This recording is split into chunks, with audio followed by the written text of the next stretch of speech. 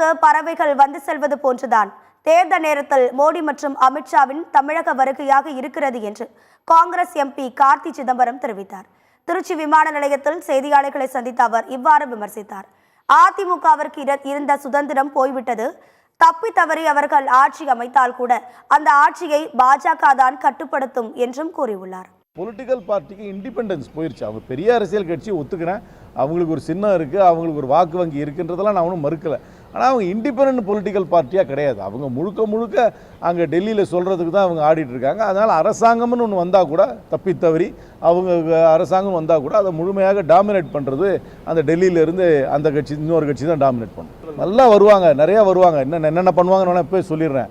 எனக்கு வேட்டி கட்டி தான் இருக்க முடியும். நைட்டு தூக்கம் வரணும்னா எனக்கு வந்து MS சுப்புலட்சுமி பாட்டு கேட்டால் தான் எனக்கு தூக்கம் வரும். சிவாஜி கணேசன் படம் பார்த்துட்டே இருந்தால் தான் எனக்கு வந்து தெம்பாக இருக்குது. வீரபாண்டிய கட்டபொம்மன் தான் எனக்கு எல்லாத்தோட ரொம்ப பிடிக்கும். பாரதியார் பாட்டுகளை தான் நான் ஏர் இண்டியாவில் நான் வந்து வெளிநாட்டுக்கு போகும்போது என்னுடைய ஹெட்ஃபோனில் நான் பாரதியார் பாட்டு தான் கேட்குறேன். இந்த ஒரு 4 மாதத்துக்கு சொல்லுவாங்க. இது மைக்ரேட்டரி பேர்ட்ஸ்னு சொல்லுவாங்க. ஒரு சீசனுக்கும் அந்த பறவை வந்துட்டு போகும்ல, அந்த மாதிரி இப்போ வந்து இந்த 4 மாதத்துக்கு இதுதான் எல்லாத்தோட ஃபஸ்ட் கிளாஸாக இருக்கும். கேரளாவுக்கு போனால் எனக்கு ஆப்பம் பிடிக்கும்.